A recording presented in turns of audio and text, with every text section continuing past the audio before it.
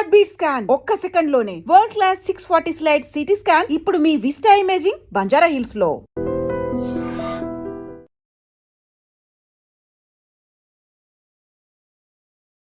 Welcome to I dream. నా పేరు లుంబిని. ఈరోజు మనతో పాటు ఉన్నారు ఖ్యాతన్ ఆరోగ్య కేంద్రం నుండి డాక్టర్ దిలీప్ గారు, expert in Ayurveda, acupuncture and natural sciences. ఆయనతో మాట్లాడదాం. Hello sir. Hello. So nerves weakness, నరాల బలహీనత, దానివల్ల మొత్తం బాడీ మీద ఎఫెక్ట్ ఉంటుంది. ఎందుకంటే అక్కడే ఉంటుంది కంట్రోల్ సిస్టమ్, మెయిన్ సెంటర్ మనకు. సో దానివల్ల మొత్తం బాడీ అంతా ఎఫెక్ట్ అవుతుంది కాబట్టి, సో ఒక్కొక్క ప్రాబ్లం అంటే మనకు న్యూరల్ రిలేటెడ్గా ఏమేమి ప్రాబ్లమ్స్ ఉన్నాయి, వాటికి మనకు ఆయుర్వేదాలో, న్యాచురోపతిలో, న్యాచురల్ సైన్స్ యూజ్ చేసి ఎలా మనం బయటపడచ్చు? ఇప్పుడు మీరు చాలా చిన్న విషయం చెప్పారు, అంటే నర్వస్ వీక్నెస్ అని. అసలు దీని రూట్ కాజ్ ఏంది? నరాలు ఎందుకు వీక్ అవుతున్నాయి? ఎంతమందికి తెలుసు? అసలు ఏం తినడం వల్ల వీక్ అవుతున్నాయి? దేనివల్ల నర్వస్ సిస్టమ్ వీక్ అవుతుంది? యంగ్ ఏజ్లో మళ్ళీ 15 ఏళ్ళ నుంచి 20-30 ఏళ్ళ వాళ్ళకు నర్వస్ వీక్నెస్ ఎందుకు? మంచి దృఢంగా ఉండే ఏజ్లో కూడా నర్వస్ వీక్నెస్ ఎందుకు వస్తుంది? రూట్ కాజ్ ఏం చెప్తుంది అంటే, ఖచ్చితంగా ఇక్కడ లివర్ సమస్యల వల్ల నర్వస్ బాడీలో ఉన్న నర్వస్ సిస్టమ్, మజిల్, టెండన్స్ అన్ని కూడా వీక్నెస్ వస్తుంది అని అంటే that root cause to liver. Okay. Liver ఒక్కటి మంచిగా ఉంటే నర్వస్ సిస్టమ్ కూడా బాగుంటుంది. కాబట్టి ఎట్లా రిలేటెడ్ అది? అంటే మనకు ప్రకృతిలో ఎట్లా ఉంది అంటే, పంచభూత తత్వంలో మనకు లివర్ కి ప్లస్ నర్వస్ సిస్టమ్ కి సంబంధం. అర్థమవుతుంది. ఇప్పుడు కోపం వస్తుంది, కోపం దేని వల్ల వచ్చిందని చూస్తే అది లివర్ ఇరిటేట్ వల్లనే, అంటే ఇండైజెషన్ వల్ల వచ్చేది. Gut related.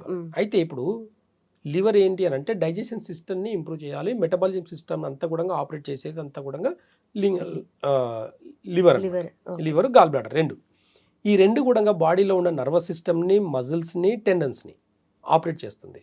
ఎగ్జాంపుల్, ఇప్పుడు మీరు మంచిగా ఒక ప్లేట్లో ఫుల్ మీల్స్ తింటున్నారు.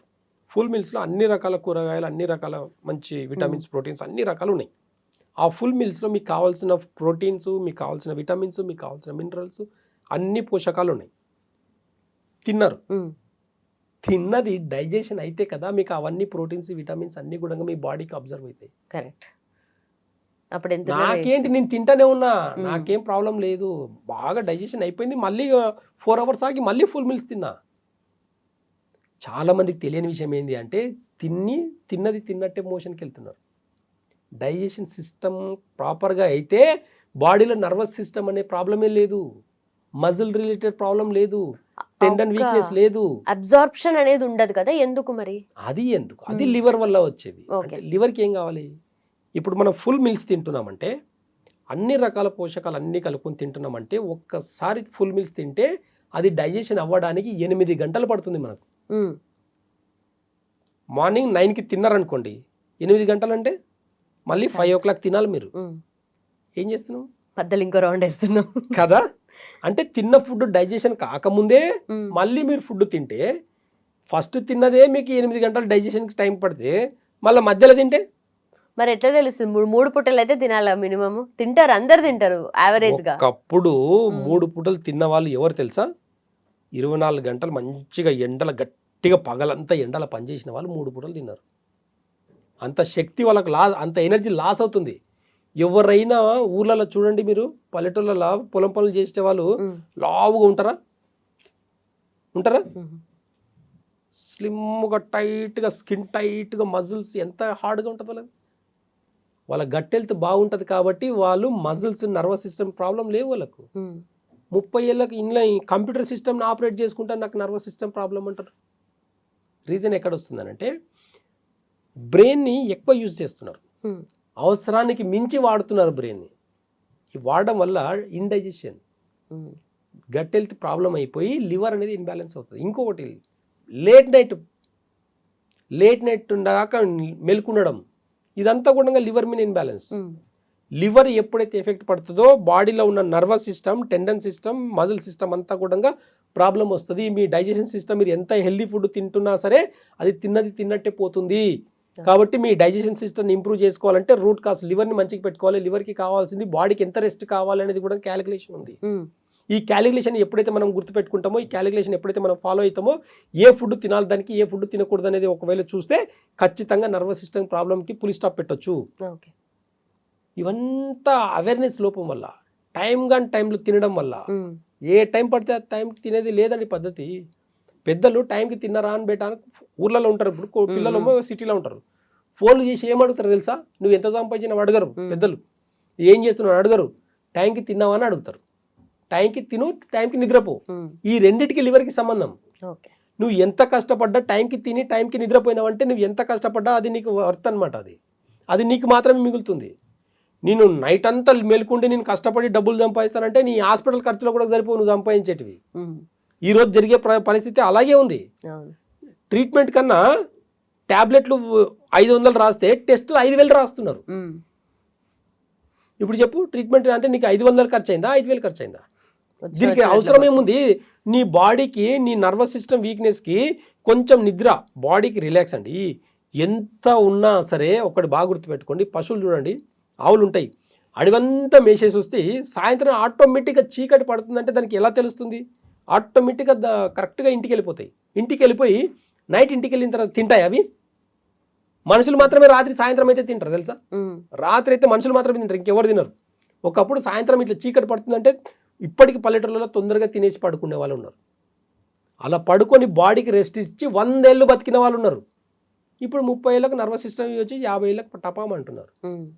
కాబట్టి రూట్ కాస్లో లివర్ని సరిపెట్టుకుంటే, రూట్ కాస్లో లివర్లో ఒకసారి ప్రాబ్లం వస్తే చింతపండు పులుపు ఆపేయాలి. ఈ పులుపు ఏం చేస్తుందంటే ఇండైజెషన్ని క్రియేట్ చేసి మనం తిన్న పోషకాలని జీర్ణించే శక్తి కూడా కోల్పోతుంది. కాబట్టి ఈ పులుపుని మానేసి మీరు డైట్ కనుక చేయగలిగితే ఖచ్చితంగా మీరు టైంలో తినకుండా time to time stomach time morning 7 to 9 లోపల మీరు మార్నింగ్ ఫుల్ మీల్స్ తినండి, మీకు ఆకలి కూడా అయ్యేది.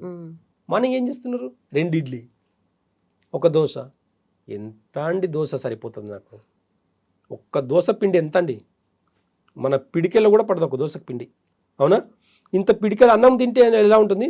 పిడికెల అన్నంకి ప్లస్ 4 కూరలకి ఎంత ఉంటుంది వెయిట్? అప్రాక్సిమేట్లీ 300 to 400 గ్రామ్ తింటాం మనం. అదే ఒక దోశ తింటే ఎంత అవుతుంది? ఒక మ్యాక్సిమం ఒక 80 గ్రామ్ 60 గ్రామ్ పిండి దోశ వేసేసి దాంట్లో ఏదో చట్నీ అని తింటున్నాం. అది ఎలా కడుపు నిండుతుంది? తిన్నా అన్న ఫీలింగ్ మాత్రమే అది నీకు. కానీ దానివల్ల వచ్చే స్ట్రెంత్ ఎంత? ఇడ్లీ, దోశ, పూరి వీటి వల్ల నీకు బలం వస్తుందా? అంటే ఇప్పుడు మనం ఎక్కువగా కష్టపడి ఫిజికల్ వర్క్ ఏం చేయట్లేదు కాబట్టి మనకి ఇంతే సరిపోతుందని అట్లా కూడా తింటున్నారు కదా. అది కూడా జీర్ణం అవ్వట్లేదని చెప్తున్నా నేను. అది కూడా జీర్ణం అవ్వకపోవడం వల్ల ఈ రోజు నర్వస్ సిస్టమ్ ప్రాబ్లం వస్తుంది. నిద్ర పట్టట్లేదు. నీకు డైజెషన్ అయితేనే నిద్ర పడుతుంది. మీకు జీర్ణం అవ్వకపోతే మీకు నిద్ర పట్టదు. రాసి పెట్టుకోండి ఇది. మీరు మీ లివర్కి నిద్రకు సంబంధం ఉంది. మీ ఆలోచనకు, మీ కోపంకి, మీ చిరాకుకు లివర్కి సంబంధం ఉంది. మీ బాడీలో muscle system, nervous system, tendon system operate అన్నిటికీ కూడా లివరే కారణము. కాబట్టి లివర్ ఒక్కరిని మంచిగా పెట్టుకుంటే దానికి ఏం కావాలి? నాడి చూస్తే మాకు టక్కుమని తెలిసిపోతుందండి. మేము నాడి చూసినప్పుడు మీకు లివర్లో ప్రాబ్లం ఉంది, మీకు ఈ సిమ్టమ్స్ ఉంటాయని చెప్పొచ్చు. మాకు షుగర్ ఈరోజు ఇండైజెషన్ వల్ల వస్తుంది. షుగర్ జీర్ణం సరిగా అయితే షుగర్ లెవెల్స్ తక్కువ ఉంటుంది, జీర్ణం కాకపోతే షుగర్ లెవెల్స్ ఎక్కువ ఉంటాయి. జీర్ణం అయితే బీపీ తక్కువ ఉంటుంది, నార్మల్ ఉంటుంది. బీపీ ఒకవేళ జీర్ణం కాకపోతే షుగర్ లెవెల్స్ ఎక్కువైపోతాయి. తిన్న తర్వాత ఎందుకు చెక్ చేయరండి మరి? ఎంతసేపు ఫాస్టింగ్లో లైట్గా తింటాం మనం. మధ్యాహ్నం టైంలో లంచ్ చేసిన తర్వాత ఎవరైనా ఫాస్టింగ్ బ్లడ్ షుగర్ అవన్నీ చెక్ చేయండి. పోస్ట్ లంచ్ మధ్యాహ్నం తిన్న తర్వాత మధ్యాహ్నం హెవీగా తింటాం. మనకు మార్నింగ్ ఫాస్టింగ్ బ్లడ్ షుగర్ చేసుకుంటారు, చేసుకొని 200 ఉందనుకోండి, 200 ఉంది అనుకుంటాము. తర్వాత తిన్న తర్వాత చెక్ చేసుకుంటే 250 ఉందని కంగారు పడతారు. ఓకేనా? అదే మీరు లంచ్, మీరు బ్రేక్ఫాస్ట్ కొద్దిగా చేస్తేనే 250 ఉంటుంది. అదే లంచ్ చేసిన తర్వాత 350, 400కి వెళ్తుంది షుగర్ మీకు. దీన్ని ఎలా అరికట్టవచ్చు? దీనికి నర్వస్ సిస్టమ్కి ఏంటి సంబంధం అని అంటే డైజెషన్ సిస్టమే. కాబట్టి నర్వస్ సిస్టమ్ బాగుండాలంటే ఖచ్చితంగా చెప్తున్నాను, ఆయుర్వేదంలో అద్భుతమైన మెడిసిన్స్ ఉన్నాయి. మేము ఒక అశ్వగంధ ప్రిపరేషన్ చేస్తామండి. ఎలా ప్రిపరేషన్ ఉంటుంది తెలుసా? అశ్వగంధ డైరెక్ట్ రూట్ తీసుకొని వచ్చి మనం మిషన్లో వేసేసి పౌడర్ తీసుకుంటే నరాల బలం వస్తుంది కాదండి. ఒక్క అశ్వగంధని రూట్ కాస్లో ఆవు పాలని, బాగా స్వచ్ఛమైన ఆవు పాలలో 1 kg అశ్వగంధ రూట్కి 2 లీటర్ల ఆవు పాలని వేసి మరిగిస్తామండి.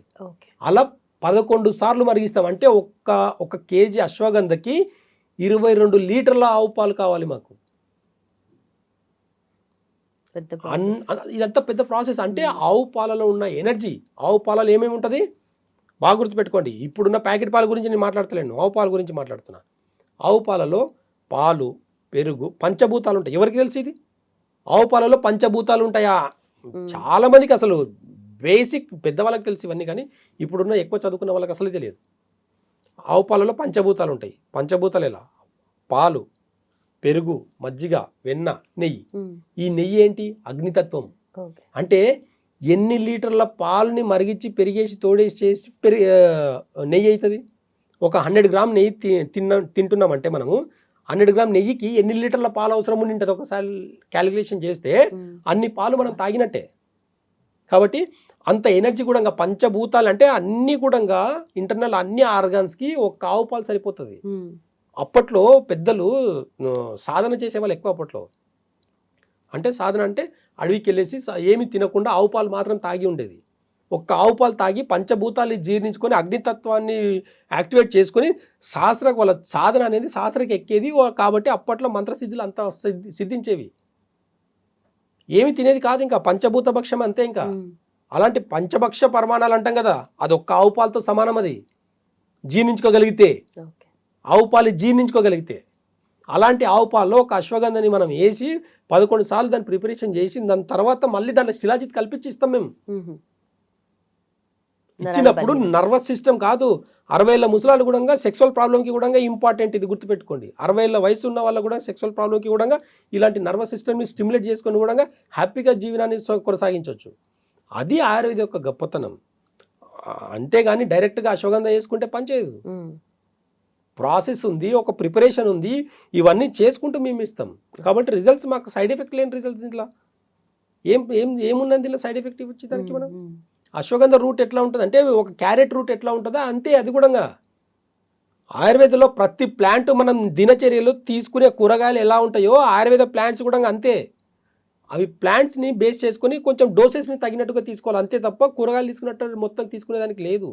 కొన్ని పద్ధతులు, కొన్ని నియమాలు ఉన్నాయి. కాబట్టి ఆ నియమాల పద్ధతి ప్రకారంగా వాడితే ఖచ్చితంగా 60 ఏళ్ళ ముసలాలకు కూడా నర్వస్ సిస్టమ్ని మంచిగా చేసుకోవచ్చు. Okay okay.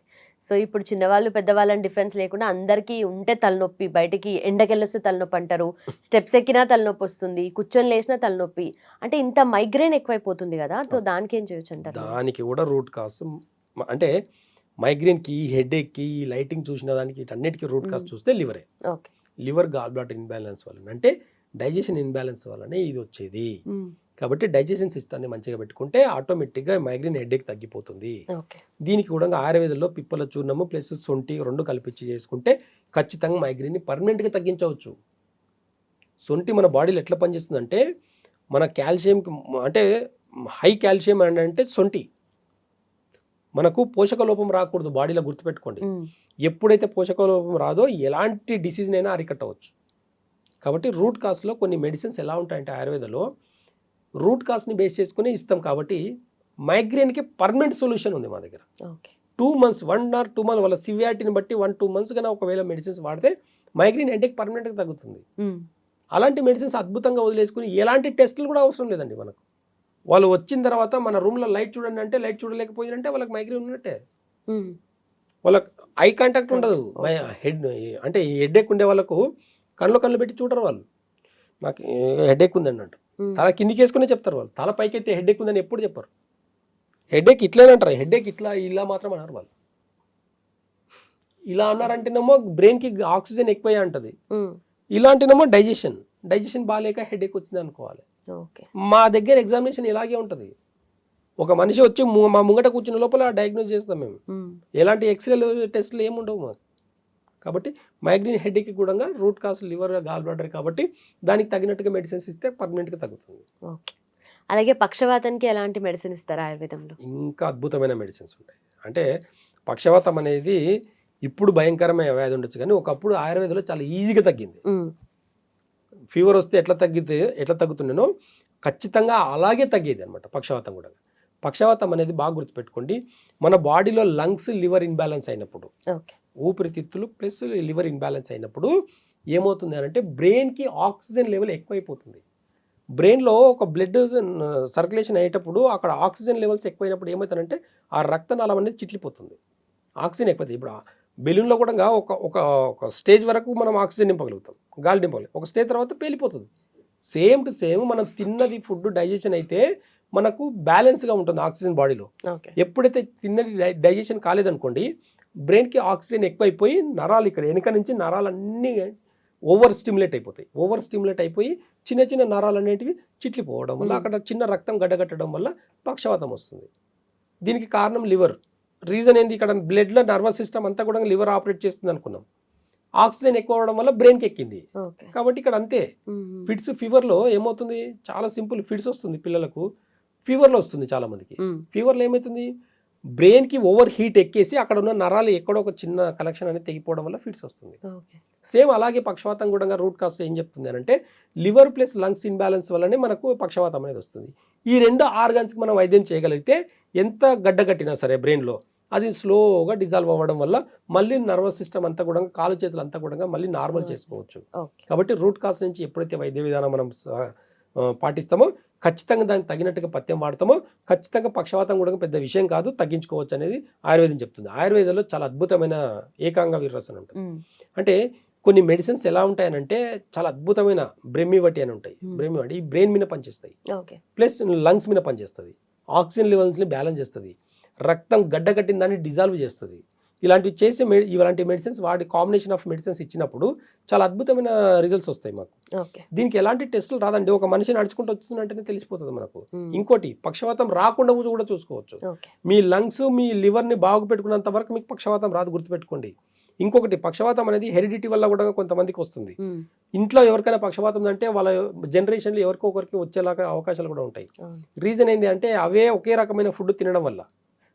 ఒక ఫ్యామిలీలో 4 కూర్చొని తింటుంటారు, పెద్దవాళ్ళకు పెరాలసిస్ వస్తుంది, పిల్లలు కూడా అదే ఫుడ్ తినేది అంటే ఇండైజెషన్ ఫుడ్, జీర్ణం అనేది సరి కాకపోవడం వల్ల యాసిడిటీ ఫామ్ అయిపోయి బ్రెయిన్కి ఆక్సిజన్ లెవెల్స్ ఎక్కువైపోయి ఇక్కడ పక్షవాతం అనేది వస్తుంది. ఆ నెక్స్ట్ జనరేషన్ వాళ్ళకి చిన్న చేయి నొప్పి, కాలు నొప్పి వచ్చినా భయపడుతూ ఉంటారు మళ్ళీ పక్షవాతం. అలాంటి వాళ్ళు ముందు జాగ్రత్త కూడా ఆయుర్వేదం చెప్తుంది, నాడి చూస్తేనే మీకు వచ్చే లక్షణాలు ఉన్నాయి, ఇప్పుడు జాగ్రత్త పడండి, ఇప్పటి నుంచే మీరు డైట్ చేయండి. ఎలాంటి డైట్ చేయాలి, ఇక్కడ మసాలాలు తినకూడదు, నాన్ వెజ్, ప్రోటీన్ ఫుడ్ కొన్ని రోజులు మానేసి, కొంచెం పులుపు మానేసి, కొంచెం ఆయుర్వేదంలో కొంచెం బేసిక్ మెడిసిన్స్ ఉంటాయి, ఆ మెడిసిన్స్ వాడితే ఇంటర్నల్ ఆర్గాన్స్ సెట్ అవుతాయి.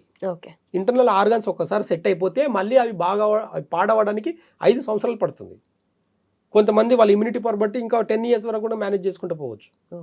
అలా రూట్ కాస్ నుంచి ఎప్పుడైతే మెడిసిన్స్ ఇస్తామో ఎలాంటి సైడ్ ఎఫెక్ట్ లేకుండా చాలా ఈజీగా నిదానం అనేది ఆయుర్వేదంలో ఎలా ఉంటుందంటే ఇలా ఇస్తే ఇలా తగ్గేది కాదండి. మనం ఫుడ్ అంటే మెడిసిన్స్ కూడా జీర్ణం అవ్వాలి. ఇక్కడ మనం ఇచ్చే ప్రతి మెడిసిన్ కూడా ఎప్పుడైతే డైజెషన్ అవుతుందో దాని ప్రాపర్టీస్ మన బాడీకి వస్తుంది. కాబట్టి స్లోగా పనిచేసినా సరే లాంగ్ టర్మ్లో బాగుంటుంది. ఇట్లా వేసుకుంటే ఇలా బాగా అయిపోవాలనుకుంటే ఆయుర్వేద పనికిరాదండి. మీరు అలోపతి హాస్పిటల్కి వెళ్ళి టెస్టులు చేసుకుని, ఆపరేషన్లు చేసుకుని హ్యాపీగా ఉండండి. Right sir, thank you so much.